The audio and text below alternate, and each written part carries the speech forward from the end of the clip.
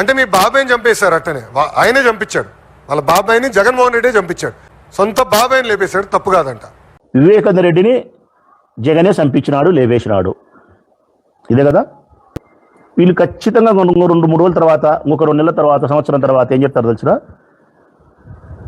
గాంధీ తాతను చంపింది కూడా జగన్మోహన్ రెడ్డి అని చెప్తారు. ఎవరిని?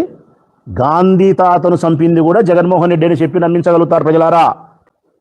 ఇంకా కొన్ని తరాలు పోయిన తర్వాత, ఇంకా 100 ఏళ్ళు పోయిన తర్వాత భావి తరాల వారికి గాంధీ తాత గురించి స్పష్టమైన అవగాహన మనకున్నంత లేకపోతే గాడ్సే పదం తీసేసి జగన్మోహన్ రెడ్డి పేరు పెడతారు. హాస్యాస్పదంగా ఉందని నేను చెప్పేది. అంత హాస్యాస్పదంగా ఉండాల్సిన, మీరంతా ఆశ్చర్యచకితులు కావాల్సిన అవసరం లేదు.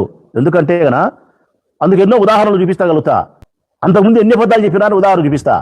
నెంబర్ 1, సెల్ ఫోన్ ఏమైనా కనిపెట్టినాడా? సెల్ ఫోన్ ఏమైనా కనిపెట్టి చంద్రబాబు నాయుడేనా? చెప్పిందే. 400 సంవత్సరాల చరిత్ర కలిగినటువంటి హైదరాబాద్ను నేనే సృష్టించినా అని చెప్పినాడు. చెప్పలే? ఇంకా ఘోరం ఏం తెలుసునా? మన ఆడవాళ్ళు వంట చేసేదానికి ఉపయోగించే గ్యాస్ను ఆయన తీసుకొచ్చి కనిపెట్టినాడంట.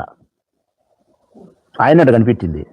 మన ఈ మధ్య ఎప్పుడో చెప్తాడు, పాలు పిండేది కూడా ఆయనే కనిపెట్టినాడంట.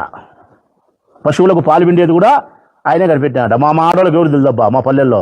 ఇంతకుముందు ఎండలు ఎక్కినప్పుడు రోడ్ల నీళ్లు తల్లిచ్చినా చల్లగా ఉండేదానికి.